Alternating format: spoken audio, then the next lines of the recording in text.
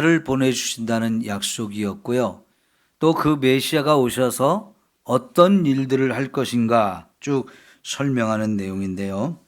오늘 또 역시 10절부터 15절까지가 예수님 메시아가 오셔서 하실 일들을 우리에게 가르쳐 주는 내용입니다. 특별히 오늘 말씀에서 메시아가 하실 일은 크게 두 가지인데요. 하나는 하나님을 대적하는 자들을 심판하시겠다는 겁니다. 그런데 그것은 동시에 뭐가 되느냐?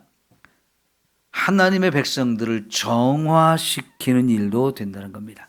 그러니까 심판과 정화, 이 두 가지가 오늘 메시아가 하실 일들을 말씀하고 있는 건데요.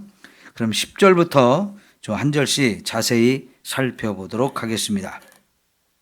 여호와께서 이르시되 그날에 이르러는 내가 내 군마를 내 가운데서 멸절하며 내 병거를 부수며 내 땅의 성읍들을 멸하며 내 모든 견고한 성을 무너뜨릴 것이며, 요 10절 11절만 먼저 봤는데요. 내 군마를 멸절하겠다, 내 병거를 부숴버리겠다, 또 내 땅의 성읍들을 멸하며 견고한 성을 무너뜨리겠다라고 말씀을 하시죠. 이것이 역사적으로 보면 남쪽 유다가 바벨론에 의해서 멸망당할 때의 모습을 설명하고 있는 내용이기도 합니다. 그러니까 이제 미가 선지자가 봤을 때 머지않아서 이런 남쪽 유다를 하나님이 심판하는 일이 벌어집니다. 그러면 남쪽 유다가 가지고 있는 군대, 이것도 하나님이 다 깨트리시고, 또 남쪽 유다 여기저기 견고한 성을 많이 만들어 놨는데 그런 것도 다 멸절시키고 파괴하고 무너뜨리겠다라고 말씀을 하시는데요. 실제로 바벨론에 이렇게 쳐들어왔을 때 지금 유다가 가지고 있는 군대라든가 견고한 성 이런 것들은 아무짝에도 쓸모가 없었어요. 워낙 하나님의 심판이 무섭게 임하다 보니까 바벨론 앞에 그런 것들은요 그냥 무용지물이었단 말이에요. 무용지물. 그러면 여러분, 이 군대라든가 견고한 성 이런 건 다 뭐겠습니까? 이스라엘 백성들이 의지하는 거지요. 우린 군대가 있으니까, 또 견고한 성이 있으니까 우리 괜찮아 하면서 자기들이 정말 자기들을 보호하려고, 또 적이 오면 맞서 싸우려고 준비한 많은 것들이잖아요. 그런데 하나님은 이스라엘 백성들이 그렇게 의지하는 것, 믿는 것 이런 것들을 다 무용지물이 되게 하시는 분이라는 겁니다. 그러니까 이런 거 의지하고 사는 거는 어리석은 거라는 거죠. 그러니까 하나님께서요 우리를 정화시키는 것 중에 하나가 바로 이런 거예요. 세상에 있는 것을 자꾸 의지한단 말이죠. 돈을 의지하고, 내가 배운 것을 의지하고, 가진 것을 의지하고, 집을 의지하고, 내 권력을 의지하고, 직장을 의지하고, 내 자식을 의지하고, 우리가 의지하는 것들이 얼마나 많아요. 나 정도만 해도 괜찮아. 내 건강도 사실은 의지할 게 못 되거든요. 근데 자꾸 자기 건강을 과신하고 사는 사람들이 많잖아요. 이것저것 우리가 의지하고 있는 것들이 상당히 많은데요. 하나님께서는 그런 것을 의지하지 말고 누구를 의지하라고 하는 걸까요? 하나님만 바라보고 하나님만 의지하라 하는 것입니다. 성도 때로는 필요하고 군대도 필요하지만 그런 거 의지하고 살지 말고 진짜 우리의 피난처가 되시고 우리의 도움자가 되시는 하나님을 전적으로 의지하고 그분과 함께 사는 것을 가장 큰 힘이라고 생각하며 살라고 말씀을 하고 있는 겁니다. 여러분 시편에 보면 다윗이 그런 고백을 정말 많이 했죠. 하나님은 나의 반석이시다. 나의 요새시다. 나의 피난처가 되신다. 피할 바위가 되신다. 나의 산성이다. 이런 얘기를 얼마나 많이 합니까? 다윗도요 15년 동안 도망 다니던 생활을 많이 보냈고요. 쫓겨다니면서 숨어야 됐고 자기 몸을 어디다 맡겨야 될까, 어디를 의지해야 될까 항상 이런 게 불안한 삶을 살았는데요. 결국은 다윗의 결론도 하나님밖에는 없다.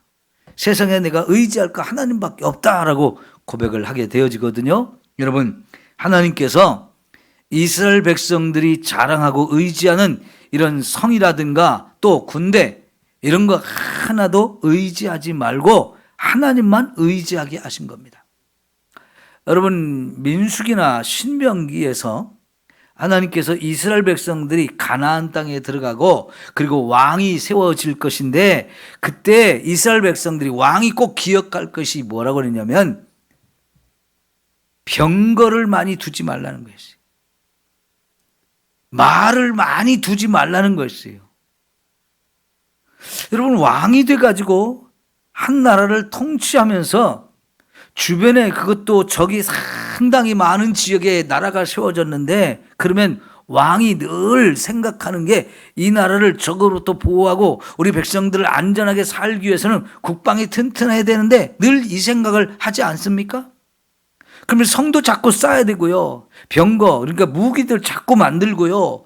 또 그 무기를 운영할 수 있는 말들 이런 것들을 자꾸 많이 기르고 이런 걸 많이 양성을 해야 되는데 왕이 되는 사람 그런 거 하지 말라고 그래요. 왜 그럴까요? 그런 거 의지하지 말고 하나님을 의지하면 돼. 그런 얘기예요. 근데 왕의 입장에서는요. 하나님은 눈에 보이지 않고 말이라든가 군대라든가 성 이런 거는 눈에 보이는 거잖아요. 그리고 사람들도 그 성 안에 사는 거 그걸 더 안전하게 느낀단 말이죠. 그러니까 이런 걸 많이 하고 싶은 거예요. 근데 하나님께서는 그런 거 많이 만들지 마. 딱 한마디로 금지를 시켰단 말이죠. 그러니까 하나님께서는 우리 믿음의 사람들이 얼마만큼 하나님을 의지하고 사는가 그걸 보기를 원하시는 겁니다.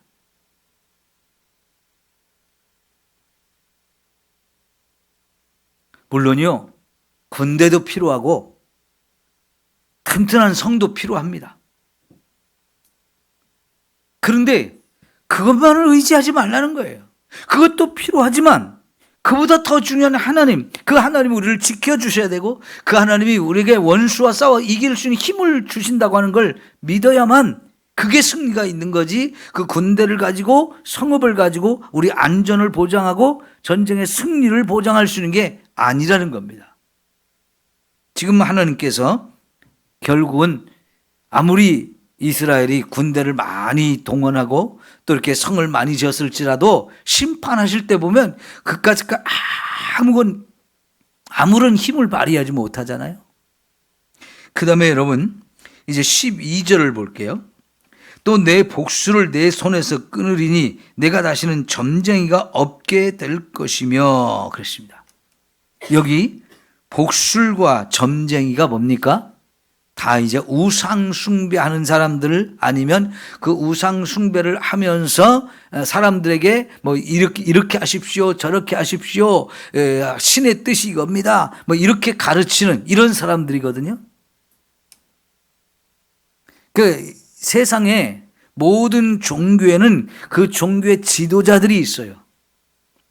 이제 13절에 보겠지만은 새긴 우상과 주상 이런 것들을 하나님이 다 깨트리신다고 하고 14절에는 아세라 목상을 깨트린다고 말씀을 하시는데 이 가나안 땅에 살던 사람들과 그 주변에 사는 사람들이 섬기던 신들이 정말 다양했어요. 그런데 그 신들마다 다 그 신을 섬기는 데 필요한 제사장들이나 어떤 종교 지도자들이 다 있거든요.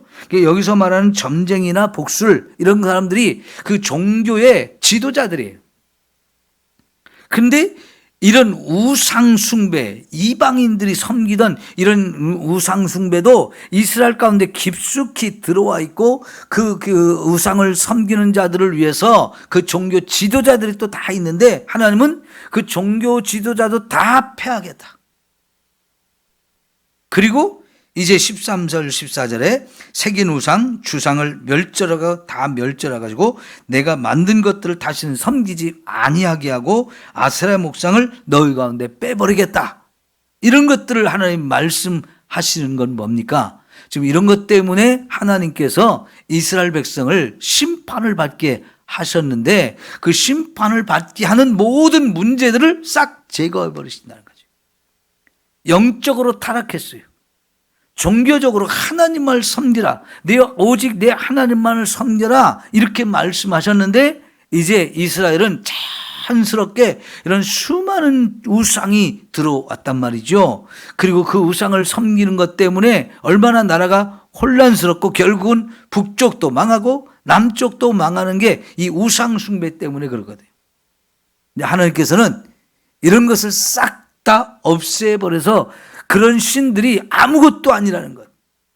그리고 그런 신을 섬기는 것이 얼마나 잘못된 것인지를 깨닫게 하셔서 이스라엘 백성들을 정결케 영적으로 깨끗한 사람들로 만드시겠다는 거죠. 오직 하나님만 바라보고 하나님만 의지하는 사람, 하나님이 주신 힘으로 사는 사람, 그리고 세상의 모든 우상들 다 제거하고 오직 하나님만을 한 분만을 섬기는 이런 믿음으로 그들을 다시 세워주겠다라고 말씀을 하시는 거지요. 여러분, 십계명의 첫 번째가 뭡니까? 나 외에는 너희에게 다른 신을 있게 하지 말아라. 왜 그렇습니까? 그 하나님이 어떤 하나님인데요? 출애굽기 20장에서 이 십계명을 주시면서 1절에 뭐라고 그러냐면 나는 너희를 애굽에서 구해낸 하나님이다 그랬어요. 이런 하나님, 나는 너희를 구원했고 너희는 나에 의해서 구원받은 내 백성이야. 그래서 너와 나의 관계는 이렇게 서로 구원하고 구원받은 이런 관계인데 이런 하나님 너희가 어떻게 버리고 다른 신을 섬길 수 있어? 그러니까 오직 너희는 하나님만 섬겨야 돼.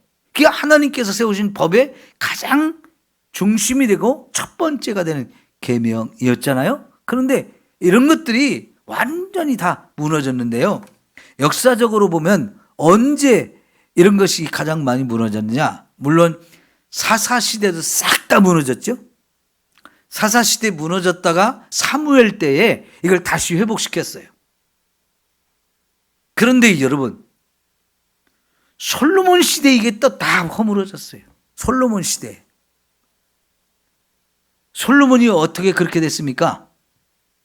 처음 결혼할 때부터 애굽 왕의 바로의 딸을 아내로 맞아들이면서부터 그렇게 된 거예요.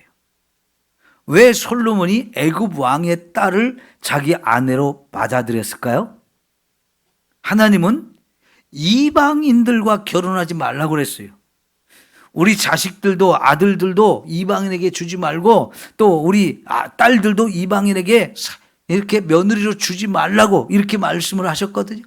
그런데 솔로몬 왕이 이거를 정면으로 율법을 어기고 저 애굽의 왕의 딸 공주를 이렇게 자기 아내로 받아들였는데 이런 결혼을 무슨 결혼이라고 하나요? 정략 결혼이라고 하거든요. 정략 결혼. 그래서 정치적으로 두 나라가 사돈 관계가 되면 이 사돈 관계니까 서로 공격하지 못하게 되어지는, 그래서 서로 도움을 주고받는 이런 관계를 맺게 되는 거예요. 그런데 솔로몬이 한번 그렇게 애굽의 왕과 그런 관계를 맺고 나니까 이제 주변 나라도 자꾸 요구하는 거예요. 다른 나라도 우리하고도 그런 정략 결혼하자고, 우리의 딸하고도, 우리 또 딸이 있다고 자꾸 딸 있는 왕마다 다 주는 거예요. 그래서 솔로몬은 어쩔 수 없이 자기가 원해서 또 그렇게 주변에 있는 모든 나라 여인들을, 공주들을 다 아내로 맞이하니까 공주가 아내가 300명이나 됐잖아요. 근데 다 그게 이방 나라의 여인들을 이렇게 불러왔는데, 문제는 그 이방 나라에서 온 여자들이 가만히 있는 게 아니에요. 반드시 그 여인들이 내 아들의 마음을 움직여 가지고 우상을 섬기게 될 것, 그것 때문에 하나님이 이방 여인들과 이방인들과 결혼을 금지시킨 건데요. 솔로몬 왕이 그런 하나님의 율법을 무시하고 수많은 여인들을 불러들였는데, 아니나 다를까 여러분, 그 여인들이 다 자기들 나라에 섬기던 신을 섬기게 해달라고 이렇게 요청했고, 솔로몬 그걸 다 허락했어요. 그래가지고 예루살렘 성 안에부터 그런 우상들, 다른 여긴 이방 여인들이 섬기던 그 신을 다 만들어 놓고 신전을 만들고 그 신전에 제사장들도 세우고 다 해줬어요. 그러니까 여러분, 예루살렘 성부터 우상 천지가 되어진 거예요. 우상 천지가. 이 솔로몬이 그렇게 만들었어요. 이것 때문에 하나님이 나라를 둘로 갈라가지고 남북으로 나눠놨는데, 여러분, 남쪽은 그나마 선한 왕들이 좀 있어가지고 이렇게 우상을 다 때려 부시기도 하고 산당도 다 없애기도 하면서 좀 계속 정화를 시켜나갔지만, 북쪽 이스라엘은 처음 출발 때부터 여로보암이라는 이 왕이 이스라엘 백성들이 명절 때마다 예루살렘 성전으로 갈 것을 두려워해가지고, 그렇게 가다 보면 나를 왕으로 인정하지 않고 남유다 이 왕만 인정하고, 그럼 다 그쪽으로 갈 걸 두려워해서 금송아지 2개를 만들어서 베델하고 단에다가 금송아지를 만들어 놓고, 이 금송아지가 하나님이다, 우리를 애굽에서 인도한 하나님이다, 신의 산에서 했던 그 짓을 똑같이 했거든요. 그 백성들은 그래요? 그럼 그 하나님을 섬기죠 하면서 북쪽 이스라엘 전체가 그 신을 섬기게 되는데, 그걸로 끝나지 않잖아요. 하나님을 떠났으니요, 다른 신을 섬기기 시작하면서 어떤 신이든지 다 용납하게 되는 거잖아요. 결국은 북쪽 이스라엘은 수많은 신들이 다 들어왔잖아요. 하나님께서 지금 여기 새긴 우상, 주상, 또 아세라상, 이런 것이 다 사방에 너무너무 그런 것들이 많았기 때문에 이런 걸 싹 다 멸망시키겠다고 하시는 건데, 그들이 섬기던 신이 엉터리고 헛된 것이고 아무 능력이 없다는 걸 보여주는 하나님의 심판이면서, 그 신들을 섬기는 데 필요한 제사장들도 다 무시해버리고 그 사람들도 다 멸절시키고, 그들을 따르는, 그들의 말에 귀를 기울이는 이 백성들을 심판하시는 거지요.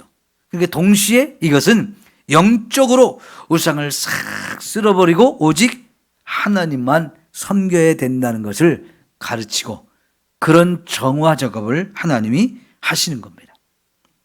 그 다음에 15절 볼까요?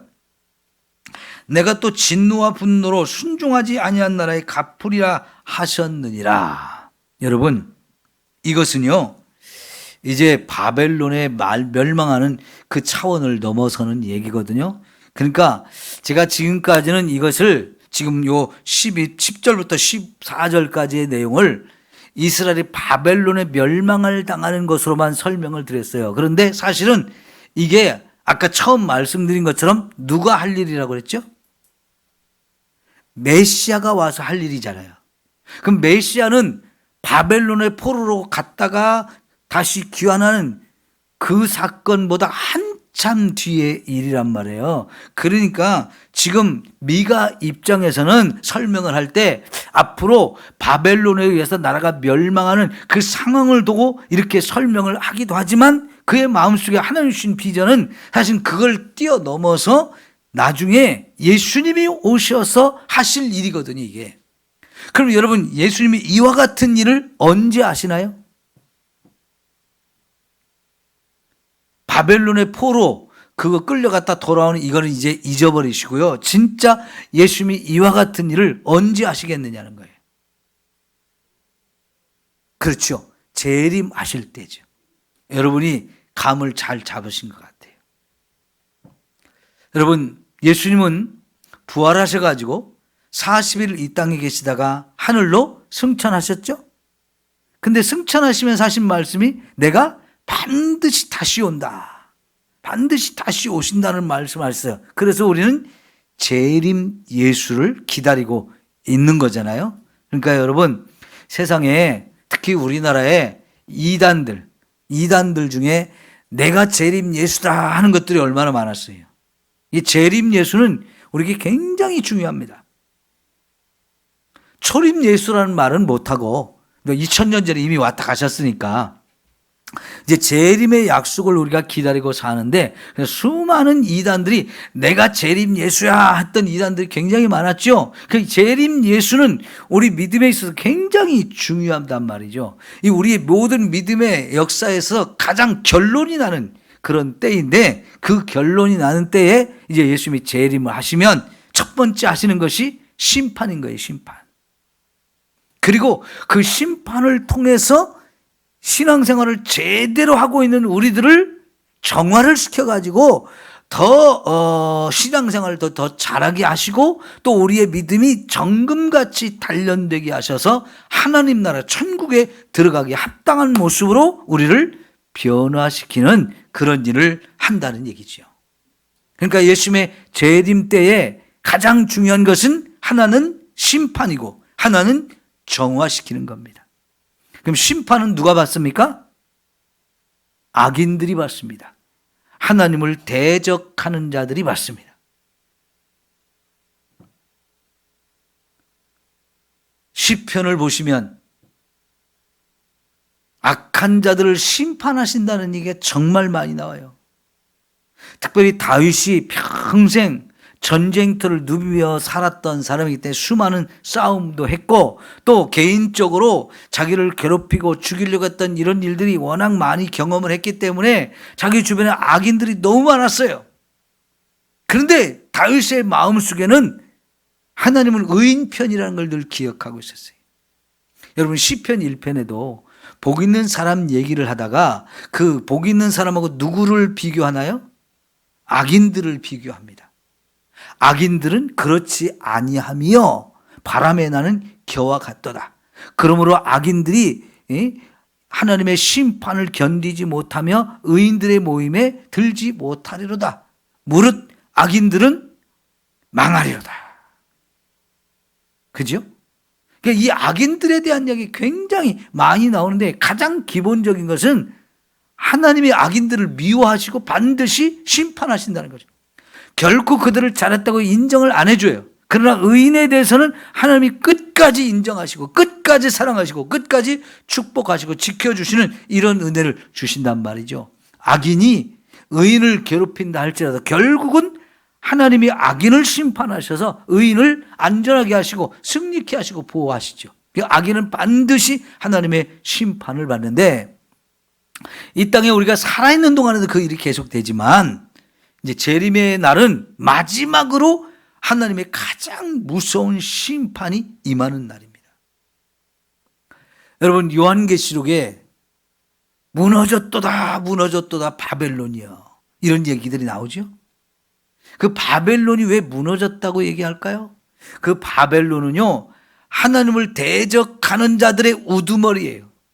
그 바벨론을 중심으로 해서 세상의 모든 자들이 모입니다. 권력자도 모이고 돈 많은 자도 모이고 지혜로운 자도 모이고 군대도 모이고 다 모입니다. 근데 결국은 그들이 다 하나가 되어서 누구를 대적하느냐? 하나님을 대적해요.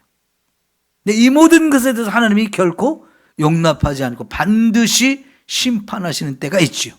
그게 바로 예수님의 재림의 때입니다. 여러분, 시편 2편을 한번 볼까요?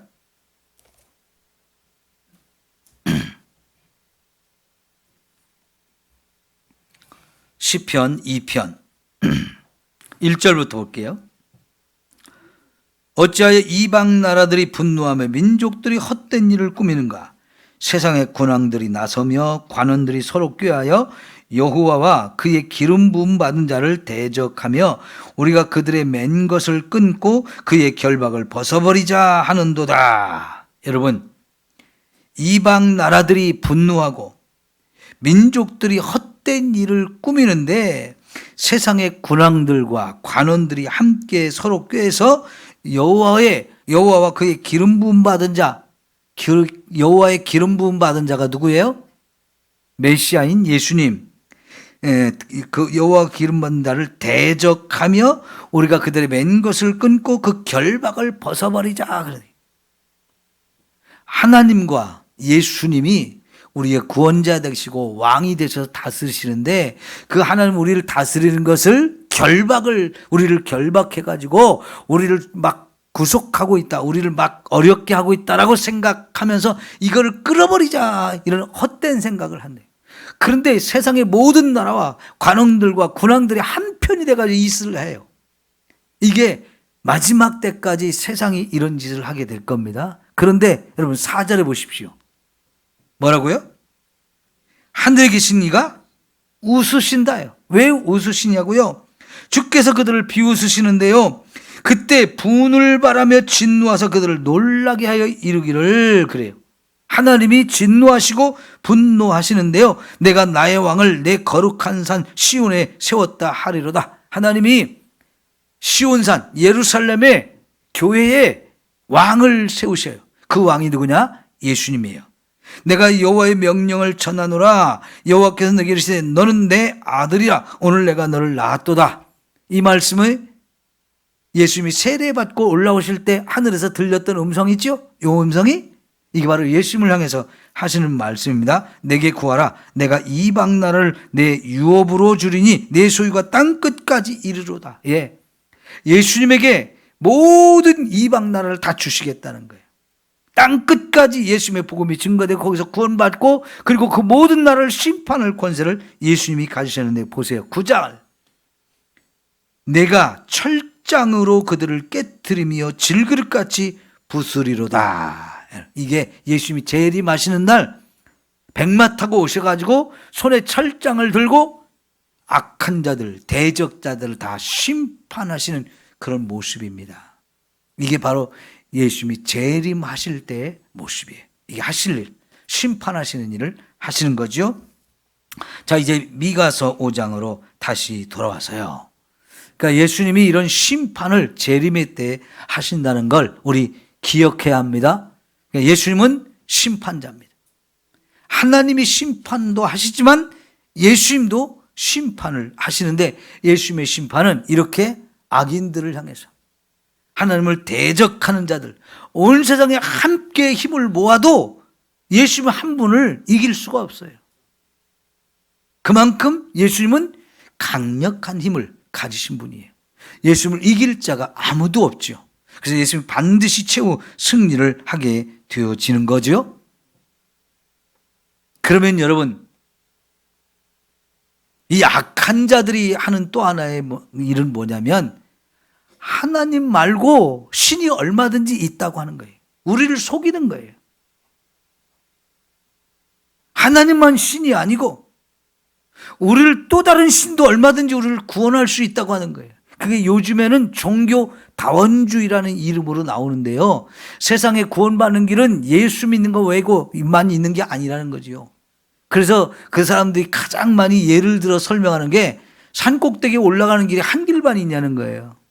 여러분, 이 월명산에도 꼭대기에 올라가는 길이 한 길만 있나요? 이 월명산에도 올라가는 길이 사방에 있어요. 막 동서남북 사방에. 저는 산 다니다 보면 참 놀라운 게 뭐냐면, 어떻게 이렇게 사람들이 산에 길을 잘 내는지. 없는 길도 금방 만들어요. 그러니까 시에서요, 이 산을 보호하려고 사람들이 그냥 함부로 만드는 등산로를 폐쇄시키고 못 다니게 막아놓고 그런 것들을 자꾸 하더라고요. 왜요? 사람들이 여기저기 자꾸 다니다 보면 그 다니는 곳마다 황폐하게 되거든요. 사람 발걸음이 이렇게 가는 곳마다 이상하게 파괴가 많이 돼요. 그러니까 산에 가는 것도 좋은데 길로만 다니라고 그런 거거든요. 길로만. 이미 만들어진 길로만 가고 새로운 길을 만들지 말라는 거예요. 그래야 자연을 보호할 수 있거든요. 그런데 이제 봄에는 산나물 뜯는다고 사방으로 휘짓고 다니고, 가을 되면 그 도토리 주스로 또 사방으로 휘짓고 다니거든요. 그런 분들 참 안타까워요. 좀 안 했으면 좋겠는데. 산에 사는 다람쥐도 먹고 살게 해줘야 될 거 아니에요? 예? 근데 그거 주워다가 도토리 먹고 얼마나 해먹겠다고 그걸 칼 주스려고 사방으로 쑤시고 다니는데 참 안타까워요. 여러분, 산에 올라가는 길이 많지요. 그런데 천국에 올라가는 길은 사람이 만들 수 있어요? 다른 신이 우리에게 알려줄 수 있어요? 없습니다. 구원받는 길은 오직 한 길밖에 없어요. 여러분, 세상에 아버지 비슷하게 생긴 아저씨는 많아요. 그죠? 그렇다고 그 아저씨들한테 아버지 하고 부를 수 있어요? 그건 큰일 나는 거죠. 우리 어머니 욕먹이는 거죠. 그죠? 네. 아버지는 한 분밖에 없는 거예요. 아버지랑 비슷하게 생긴 아저씨가 암만 많아도 그 사람들은 절대로 우리 아버지 아니야. 우리 아버지는 한 분이야. 그런 것처럼요. 여러분, 산에 가는 길 사람이 많이 만들어서 막 사방에 산에 올라가는 길은 많지만 우리를 구원하셔서 천국으로 인도하실 분은 오직 예수님밖에 없다라고 우리가 말씀도 했지만 우리를 죄를 짊어지고 죽었다가 부활하신 분은 예수님 한 분밖에 없잖아요. 세상에 어떤 신이 우리 죄를 해결했습니까? 세상에 어떤 신이 죽음을 해결했습니까? 예수님 외에는 없잖아요. 우리 가정 문제는, 큰 문제는 이 죄와 죽음인데 이걸 해결할 수 있는 분, 나도 못해요. 너도 못해요. 우리는 아무도 못합니다. 오직 예수님만, 하나님의 아들이신 그분만 이걸 해결할 수 있었기에 그래서 우리는 예수님을 유일한 구주라고 얘기해요. 그런데 마귀는요, 끊임없이 거짓말합니다. 아니야. 이 신도 괜찮아. 이 신도 괜찮아. 자꾸 그럴듯한 신을 자꾸 제공하거든요. 근데 참 우리나라 역사적으로 보면요, 하는 새로운 종교도 잘 만들고 그런 새로운 종교가 생기면 사람들이 잘 믿어요. 그런 신을 너무 잘 받아들여요. 그렇죠? 희한하게 우리 민족이 종교심이 참 강해가지고 새로운 신도 잘 만들고 새로운 종교가 들어도 잘 받아들이고 그런 걸 자꾸 거기 다 믿어요. 그만큼 우리가 귀가 얇아요. 거짓말을 자꾸 속는 거예요. 그런 가운데서 우리가 오직 하나님만 믿고 있다는 게 얼마나 큰 은혜이고 축복인지 여러분 기억하십시오. 그리고 이 믿음이 끝까지 변치 않도록 믿음을 잘 지켜야 됩니다. 근데 우리가 잘 못 지키니까 하나님이 의도적으로 정화를 하시는 거예요. 중간중간에 이런 신들을 자꾸 심판을 하셔가지고 이것이 아무것도 아니라는 걸 자꾸 깨트려내는 거예요. 이것도 엉터리, 저것도 엉터리 자꾸 드러나게 하시는 거예요. 여러분, 박태선이 죽은 죄가 언제고 문선명이 죽은 죄가 언제입니까? 근데 박태선이 죽은 죄가 그렇게 오래됐는데도 요 건너편에 신앙촌, 그 박태선의 천부교가 아직도 건물이 지금도 있는데 저녁이 되면 그 건물 옥상에 비둘기가 이렇게 감람나무 잎사귀 쫙 둘러싸인 그 불을 쫙 켜가지고 비추거든요. 아직도 거기 모이는 사람들이 있는 거예요. 아직도 군산의 몇 곳에 보면 신앙촌 장사하는 사람들이 있어요. 아직도 거기서 빠져나오지 못하고 거기에 진짜인 것처럼 속아서 그런 일을 하고 있거든요. 여러분, 문선명이 죽고 한참 돼서 마누라가 이제 또 자기가 하늘 참 어머니라고 하는데 또 거기 미혹돼가지고 섬기고요. 그 아들이 아니다, 내가 참 아버지다 하면서 아들하고 며느리, 저 어머니하고 서로 싸우면서 갈라졌는데 또 이놈들은 이쪽 편, 저놈들은 저쪽 편 하면서 계속 거기 달라붙어 있거든요. 이제 그런 것들이 다 어리석고 미련한 것, 그게 멸망길이라는 걸 하나님이 다 드러내신단 말이에요. 이를 정화시켜 나가시는 하나님의 은혜가 있기 때문에 2000년 동안 교회는 이 땅에 존재한 거예요. 2000년 역사 가운데 얼마나 많은 이단이 생겼는지 아세요? 여러분, 진짜 참기름 때문에 가짜 참기름이 나오는 거잖아요. 그죠?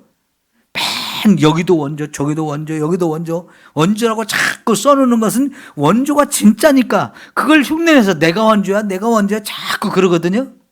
하나님이 참 하나님이다 보니까 이 기독교에 그렇게 많은 이단들이 있었던 거예요. 그런데 여러분, 이단들은 계속 없어집니다. 계속 없어지지만 복음은 변치 않게 지금까지 계속 있잖아요. 이게 하나님이 정화시키기 때문에 이렇게 되어지는데 결국 마지막 날에는 그 모든 것을 다 심판하시고 오직 하나님만 남게 돼 있어요. 지금 그 얘기를 하시는 거지요. 하나님만 남습니다.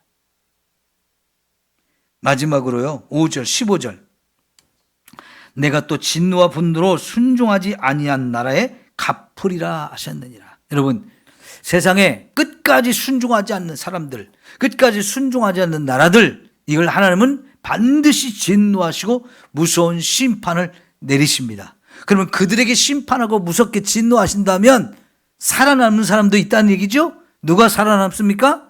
순종하는 사람, 끝까지 믿음을 지키는 사람. 이런 사람들은 끝까지 하나님이 살려주시고 보호하시고 정화시켜서 정금같이 나오게 하실 줄 믿습니다. 그가 나를 단련하신 후에는 내가 정금같이 나오리라. 하나님은 우리를 이런 은혜를 주십니다. 믿음으로 끝까지 우리가 서야 되죠. 오직 주님밖에 없습니다. 내가 의지할 것, 나를 지켜주실 분, 내가 바라볼 분 주님밖에 없습니다. 이 믿음으로 우리가 서서 끝까지 흔들리지 않고 미혹당하지 않고 그렇게 신앙생활 할 때 우리 주님이 재림하셔서 우리에게는 잘했다 칭찬하시고 우리를 천국으로 데려가시고 나머지는 다 모아서 꺼지지 않는 지옥의 멸망불에 던져질 줄 믿습니다. 이게 하나님의 놀라운 계획이고 이건 반드시 이루어집니다. 그러죠? 네. 여러분, 주님의 오실 날이 점점 가까우고 있죠? 그런 걸 여러분 느끼면서 합니까? 주님의 오실 날이 점점 가까이 오고 있어요. 그러면 가까이 온다 이런 생각을 하면 우리 더 정신을 차려야죠. 깨어 있어야죠. 바르게 살아야 되겠죠. 대충 그까이 그 대충 이게 아니에요. 그죠? 바르게 깨어 있어야 돼요. 기도하겠습니다. 좋으신